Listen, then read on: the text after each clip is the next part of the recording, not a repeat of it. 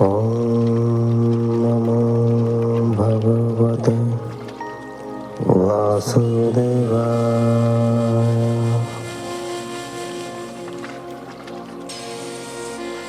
ॐ नमो भगवते वासुदेवाय।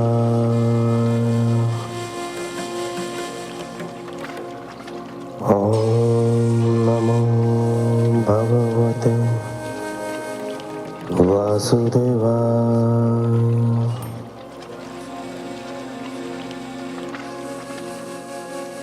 आप सुन रहे हैं हिंदू रिचुअल्स, हिंदू रीति रिवाज द्वारा प्रसारित श्रीमद् भागवत महापुराण।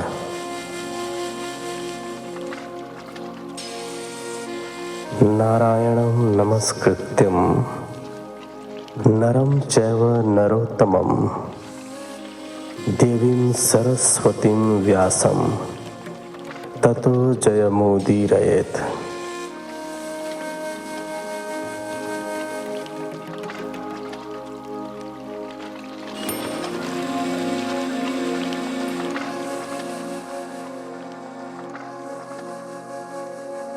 अष्टम स्कंद के इस एपिसोड में आप सुनेंगे 13वें अध्याय से लेकर 16वें अध्याय तक।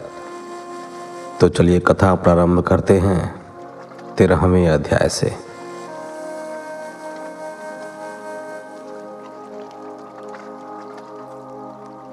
रिचुअल्स हिंदू रीति रिवाज के दूसरे नए चैनल राजीव सिंह को भी कृपया सब्सक्राइब कर हमें प्रोत्साहित करें।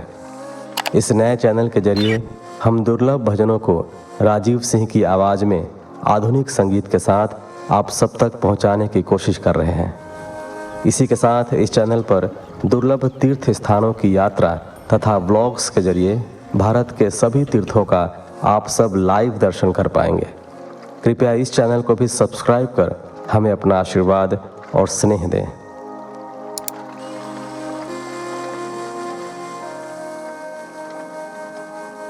तेरहवां अध्याय। अगले 7 मनवंतरों का वर्णन। श्री शुकदेव जी ने कहा, परीक्षित, विवस्वान के यशस्वी पुत्र श्राद्ध देव 7वें मनु हैं। उनकी संतानों में 10 पुत्र हैं। इक्ष्वाकु, नभग, धृष्ट, शर्याति, नरिष्यंत, नाभाग, दिष्ट, करुष, पृषध्री और वसुमान। इस मनवंतर के आदित्य, वसु, रुद्र, विश्वदेव, मरुदगण, अश्विनी कुमार और ऋभु देवताओं के प्रधान गण हैं और पुरंदर उनका इंद्र है। कश्यप, अत्रि, वशिष्ठ, विश्वामित्र, गौतम, जमदग्नि और भारद्वाज सप्तर्षि हैं।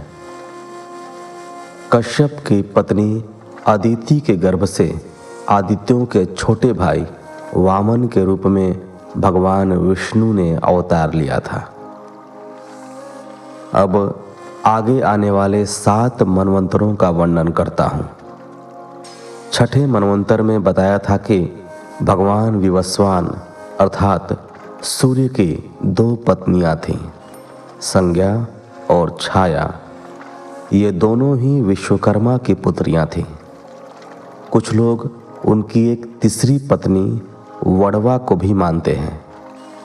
संज्ञा से यम, यमी और श्राद्ध देव हुए थे। छाया के सावर्णी, शनैश्चर और तप्ती नामक कन्या जो संवरण की पत्नी बनी। कहते हैं कि संज्ञा ने ही वड़वा का रूप धारण करके अश्विनी कुमारों को जन्म दिया था। 8वें मनु छाया के पुत्र सावर्णी हैं। उनके पुत्र निर्भीक, विरजस का आदि हैं। सूतपा, विरज और अमृत प्रभ नाम के देवगण हैं। विरोचन के पुत्र बलि इन देवताओं के इंद्र हैं। विष्णु भगवान ने वामन अवतार में इन्हीं बलि से 3 पग भूमि मांगी थी और पूरी त्रिलोकी को नाप लिया था। भगवान ने प्रसन्न होकर बलि को सूतल का राज्य दिया था। वे इंद्र के समान वहां विराजमान हुए। 8वें मनवंतर में गालव, दीप्तिमान, परशुराम, अश्वत्थामा, कृपाचार्य, ऋष्यशृंग और व्यास जी सप्तर्षि हैं। इस समय ये लोग योग बल से अपने आश्रमों में स्थित हैं। देवगुह्य की पत्नी देवी सरस्वती के गर्भ से सार्वभौम नामक भगवान अवतार लेंगे। ये ही प्रभु पुरंदर इंद्र से स्वर्ग का राज्य छीनकर राजा बलि को देंगे। परीक्षित, वरुण जी के पुत्र दक्ष सावर्णी 9वें मनु होंगे। भूत केतु, दीप्त केतु आदि उनके पुत्र होंगे। पार और मरीचि गर्भ आदि देवताओं के गण होंगे और अद्भुत नाम के इंद्र होंगे। द्युतिमान आदि सप्तर्षि होंगे। आयुष्मान की पत्नी अंबुधारा के गर्भ से ऋषभ के रूप में भगवान का कलावतार होगा। इंद्र उन्हीं की दी गई त्रिलोकी का उपभोग करेगा। 10वें मनु उपश्लोक के पुत्र ब्रह्म सावर्णी होंगे। वे समस्त सद्गुण संपन्न होंगे। भूरिशेण आदि उनके पुत्र होंगे। हविष्मान, सुकृति, सत्य, जय, मूर्ति आदि सप्तर्षि होंगे। सुवासन और विरुद्ध आदि देवताओं के गण होंगे और शंभु इंद्र होंगे। विश्वसृज की पत्नी विशुचि के गर्भ से भगवान विश्ववक्सेन के रूप में अंशावतार ग्रहण करके इंद्र से मित्रता करेंगे। 11वें मनु धर्म सावर्णी अत्यंत संयमी होंगे। उनके सत्य, धर्म आदि 10 पुत्र होंगे। विहंगम, कामगम, निर्वाण रुचि आदि देवताओं के गण होंगे। अरुण आदि सप्तर्षि होंगे और वैदृत नाम के इंद्र होंगे। आर्यक की पत्नी वैदृता के गर्भ से धर्म सेतु के नाम से भगवान का अवतार होगा और उसी रूप में वे त्रिलोकी की रक्षा करेंगे। 12वें मनु रुद्र सावर्णी होंगे। देववान, उपदेव और श्रेष्ठ देव उनके पुत्र होंगे। ऋतधामा नाम के इंद्र होंगे। हरित आदि देवगण होंगे। तपोमूर्ति, तपस्वी, आग्निध्रक आदि सप्तर्षि होंगे। सत्य सहाय की पत्नी सुंदरिता के गर्भ से स्वधाम के रूप में भगवान का अवतार होगा। 13वें मनु परम जितेंद्रिय देव सावर्णी होंगे। चित्रसेन, विचित्र आदि इनके पुत्र होंगे। सुकर्म और सुत्राम आदि देवगण होंगे और दिवसपति नामक इंद्र होगा। निर्मोक और तत्वदर्श आदि सप्तर्षि होंगे। देवहोत्र की पत्नी बृहति के गर्भ से योगेश्वर के रूप में भगवान का अवतार होगा। परीक्षित, 14वें मनु इंद्र सावर्णी होंगे। उरु, गंभीर बुद्धि आदि इनके पुत्र होंगे। पवित्र, चाक्षुष आदि देवगण होंगे। शुचि नाम का इंद्र होगा। अग्नि, बाहु, शुचि, शुद्ध और मागध आदि सप्तर्षि होंगे। सत्रायण की पत्नी विताना के गर्भ से बृहद भानु के रूप में भगवान अवतार लेंगे। वे कर्म कांड का विस्तार करेंगे। इस प्रकार ये 14 मनवंतर भूत, वर्तमान और भविष्य तीनों कालों में चलते रहते हैं।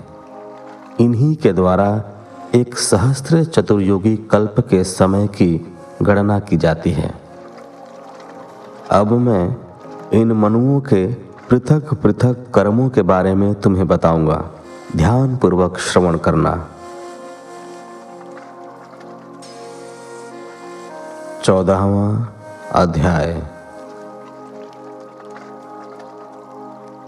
अलग अलग मनुओं के कार्यों का विवरण। श्री शुकदेव जी ने कहा, परीक्षित,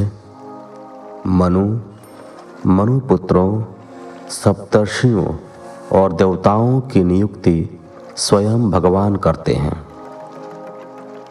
भगवान के जिन अवतारों का मैंने वर्णन किया है, उन्हीं की प्रेरणा से मनु आदि विश्व व्यवस्था का संचालन करते हैं। चतुर्युगों के समाप्त होने पर जब प्रलय होती है, तब सप्तर्षिगण अपनी तपस्या से पुनः भगवान का साक्षात्कार करते हैं। सनातन धर्म की रक्षा का आधार वेदों की श्रुतियां हैं।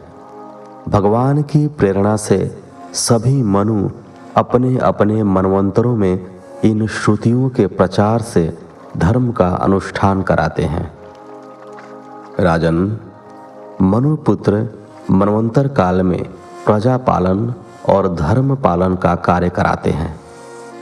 5 महायज्ञों के द्वारा उस काल के देवता यज्ञ का भाग स्वीकार करते हैं।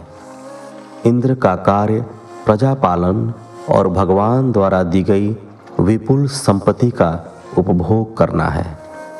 पृथ्वी पर वर्षा करने का अधिकार भी उसी का है। भगवान प्रत्येक युग में सनकादि ऋषियों का रूप धारण करके ज्ञान का प्रसार करते हैं। याज्ञवल्क्य आदि ऋषियों का रूप धारण करके कर्म का प्रचार करते हैं और दत्तात्रेय योगियों के द्वारा योग का उपदेश देते हैं। मरीचि आदि प्रजापतियों के रूप में सृष्टि का विस्तार करते हैं। सम्राट के रूप में चोरों और लुटेरों का वध करते हैं और शीत, उष्णता आदि विभिन्न गुणों को धारण करके काल रूप से सबका संहार करते हैं। राजन, नाम और रूप की माया के कारण प्राणियों की बुद्धि भ्रष्ट और भ्रमित हो जाती है। इसलिए वे अनेक प्रकार के दर्शन शास्त्रों के द्वारा भगवान की महिमा का बखान करते हैं। फिर भी वे भगवान के वास्तविक रूप को नहीं जान पाते। वे मात्र उनके विषय में अनुमान ही लगाते रहते हैं। महाकल्प और अवान्तर कल्प का परिमाण इसी प्रकार का होता है। सभी विद्वानों ने प्रत्येक अवान्तर कल्प में 14 मनवंतर ही बताए हैं। 15वां अध्याय। दैत्यराज बलि द्वारा स्वर्ग पर विजय। राजा परीक्षित ने पूछा, मुनिवर, श्री हरि तो सबके स्वामी हैं, फिर उन्होंने दीनहीन की भांति राजा बलि से 3 पग भूमि क्यों मांगी? बलि से सब कुछ मिल जाने पर भी उन्होंने उसे क्यों बांधा? कृपया वह वृतांत सुनाने की कृपा करें। हमारे मन में उसे सुनने की बड़ी जिज्ञासा है। श्री शुकदेव जी ने कहा, राजन, जब इंद्र ने दैत्यराज बलि को पराजित करके उसकी सारी संपदा छीन ली और उसके प्राण भी ले लिए, तब भृगुनंदन शुक्राचार्य ने अपनी संजीवनी विद्या से उसे फिर से जीवित कर दिया था। इससे प्रसन्न होकर राजा बलि ने अपना सर्वस्व गुरु शुक्राचार्य के चरणों में अर्पित कर दिया और तन मन से उनकी सेवा करने लगा। इससे भृगुवंशी ब्राह्मण उन पर बहुत प्रसन्न हुए। उन्होंने फिर से बलि का राज्याभिषेक किया और उससे स्वर्ग पर विजय प्राप्त कराने वाला विश्वजीत यज्ञ कराया। यज्ञ की विधियों द्वारा जब हविष्यान से अग्निदेवों को आहुति दी गई, तब यज्ञ कुंड में से सोने की चादर से मढ़ा हुआ एक बड़ा ही सुंदर रथ निकला। फिर इंद्र के जैसे घोड़े और सिंह के चिन्ह से युक्त ध्वजा निकली। साथ ही एक दिव्य स्वर्ण धनुष, 2 अक्षय तरकस और दिव्य कवच प्रकट हुआ। राजा बलि के दादा प्रहलाद ने उसे एक कभी न मुरझाने वाली माला दी।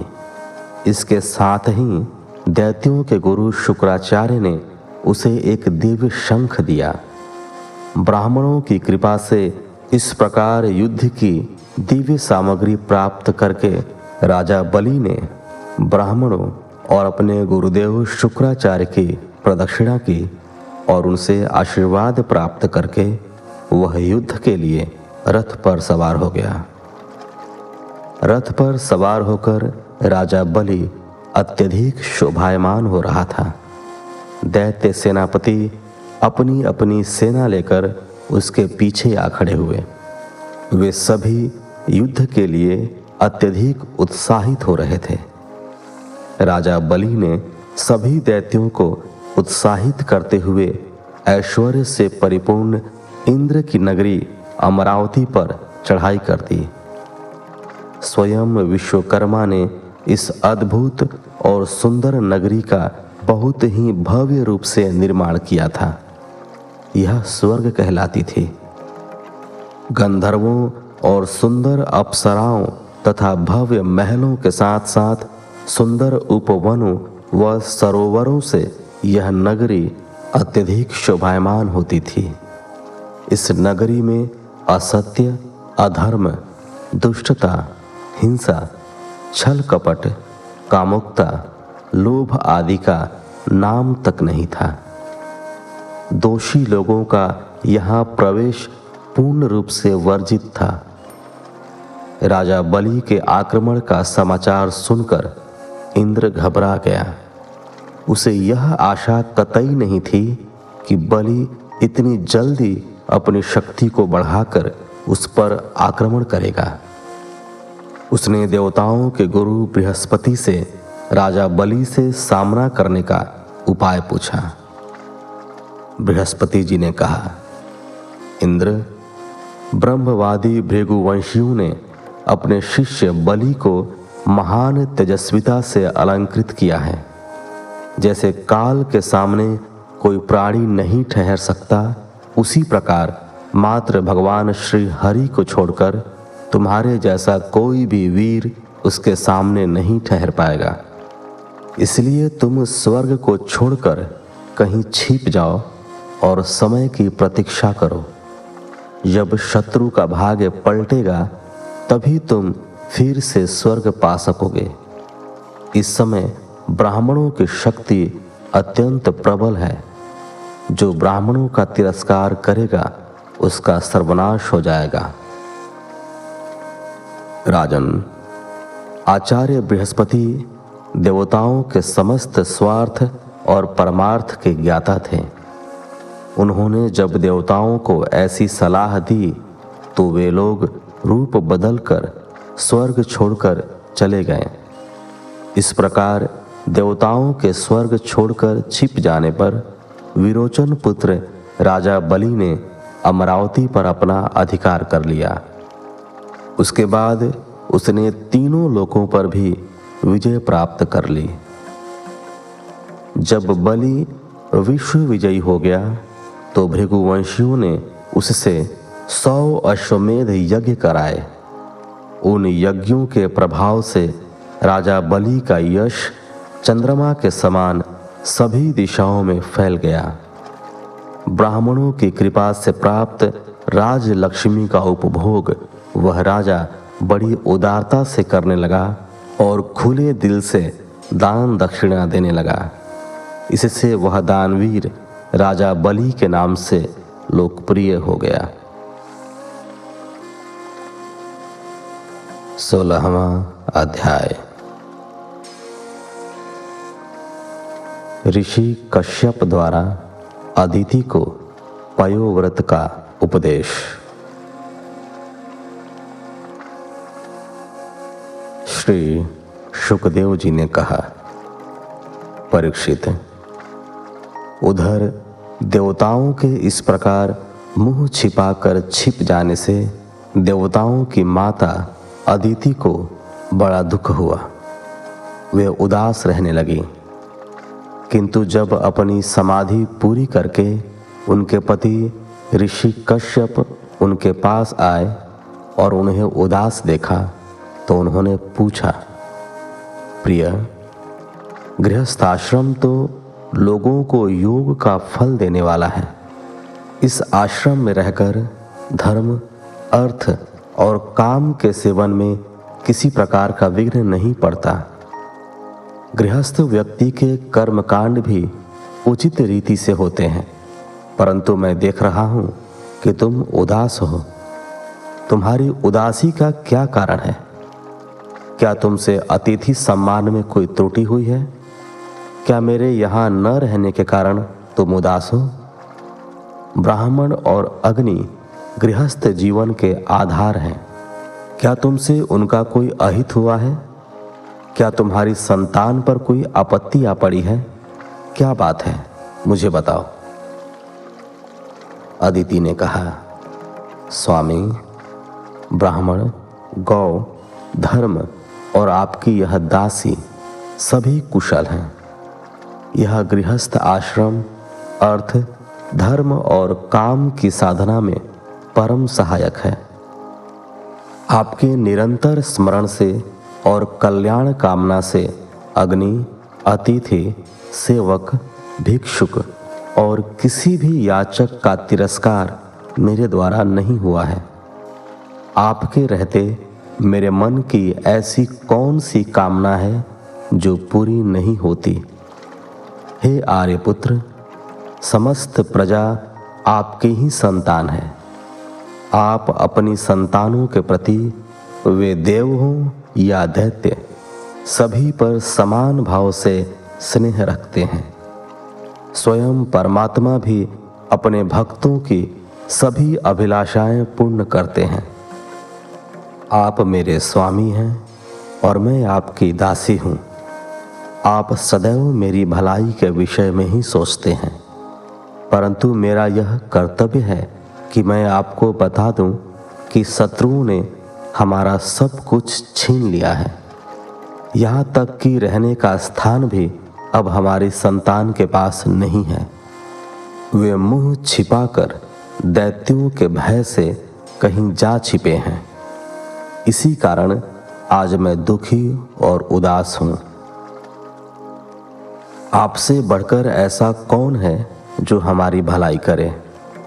इसलिए स्वामी, आप सोच विचार कर अपने संकल्प से हमारे कल्याण के लिए कोई ऐसा उपाय करो जिससे मेरे पुत्रों को उनकी खोई हुई संपत्ति और राज्य फिर से प्राप्त हो जाए।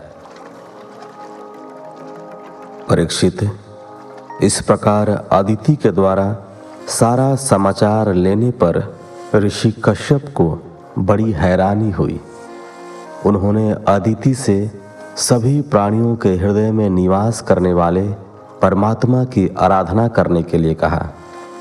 उन्होंने अदिति को सांत्वना दी, वे दीन दयालु हैं, वे अवश्य ही तुम्हारी मनोकामना पूर्ण करेंगे। अदिति ने पूछा, भगवान, मैं जगदीश्वर भगवान की आराधना किस प्रकार करूं जिससे श्री हरि प्रसन्न होकर मेरे पुत्रों का दुख दूर करें? कश्यप जी ने कहा, देवी, ब्रह्मा जी ने भगवान को प्रसन्न करने वाला जो व्रत मुझे बताया था उसे मैं तुम्हें बताता हूं। उसे पयोव्रत कहते हैं।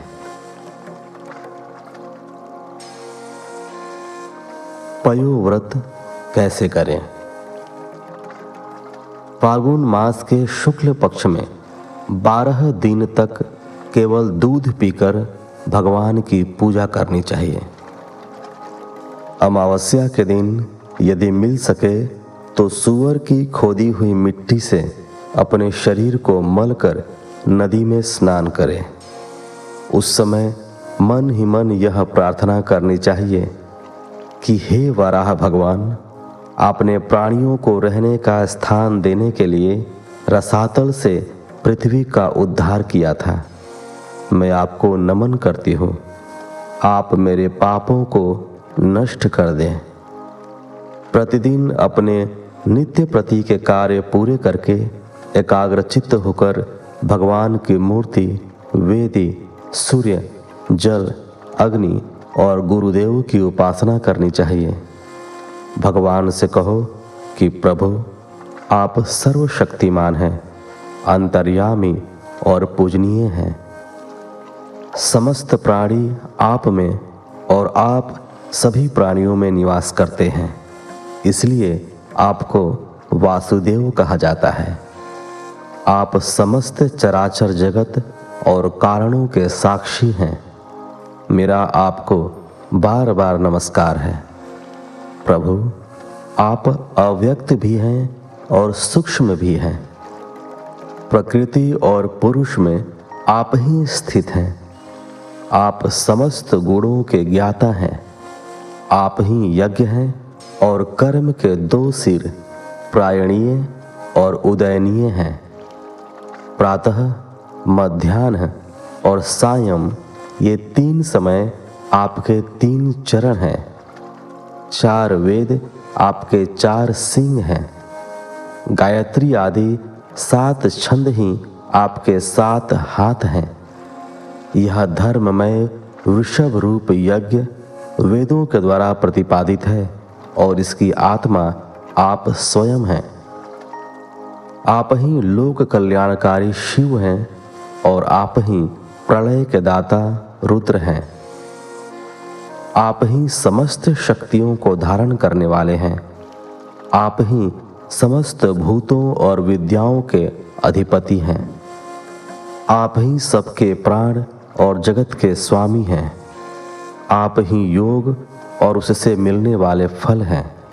आप ही ऐश्वर्य हैं और ऐश्वर्य देने वाले हैं। हे हिरण्यगर्भ, आप ही आदि देव हैं और सबके साक्षी हैं। आप ही नर नारायण ऋषि के रूप में प्रकट होने वाले भगवान हैं। आपका शरीर मरकत मणि के समान सांवला है। सौंदर्य और संपत्ति की देवी लक्ष्मी आपकी सेविका है। हे पीतांबरधारी केशव, आपको मेरा बार बार नमस्कार है।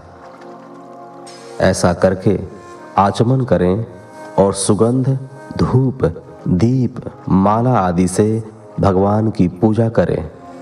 उनकी मूर्ति को दूध से स्नान करा के स्वच्छ वस्त्र पहनाएं और आभूषणों से उनका श्रृंगार करें।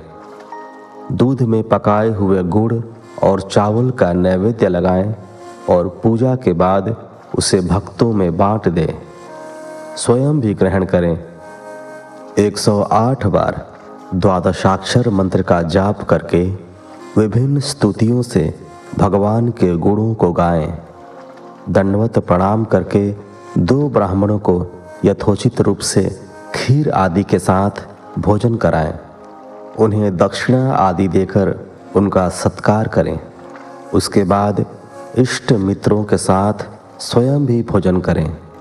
उस दिन पूर्ण ब्रह्मचर्य का पालन करें। जब तक व्रत पूरा न हो, पवित्र रूप से भगवान को दूध से स्नान करा के उनकी पूजा करें। यह व्रत पयोव्रती कहलाता है। इसमें प्रतिदिन हवन, पूजा और ब्राह्मण को भोजन कराना चाहिए। यह व्रत 12 दिन तक किया जाता है। इस व्रत के मध्य में ब्रह्मचर्य का पालन, पृथ्वी पर शयन, तीनों समय स्नान, सत्य का पालन, पापियों और पाप कर्मों से दूरी, सभी प्रकार के भोगों का त्याग, अहिंसा का पालन और भगवान की आराधना नियमित रूप से करनी चाहिए। फागुन शुक्ल प्रतिपदा से त्रयोदशी तक इसे करना चाहिए। त्रयोदशी के दिन विधि जानने वाले ब्राह्मणों के द्वारा शास्त्रोक्त विधि से भगवान विष्णु को पंचामृत स्नान कराना चाहिए। उस दिन धन का संकोच छोड़कर भगवान की यथाशक्ति पूजा करनी चाहिए। दूध की खीर बनाकर भगवान को अर्पित करनी चाहिए। ब्राह्मणों को यथाशक्ति दान दक्षिणा देकर उन्हें संतुष्ट करना चाहिए। जो दीन जन ऐसे अवसरों पर आ जाएं, उन्हें भी अन्न आदि देकर संतुष्ट करना चाहिए। सभी को खिला पिलाकर सबसे बाद में स्वयं भोजन करें। प्रिय, यह भगवान की श्रेष्ठ आराधना है। इसके करने से भगवान श्री हरि निश्चित रूप से प्रसन्न होते हैं और मनोकामनाएं पूर्ण करते हैं। तुम इस व्रत का अनुष्ठान करो, भगवान तुम्हारी सहायता को अवश्य आगे आएंगे। इस व्रत को सर्व यज्ञ और सर्व व्रत भी कहते हैं।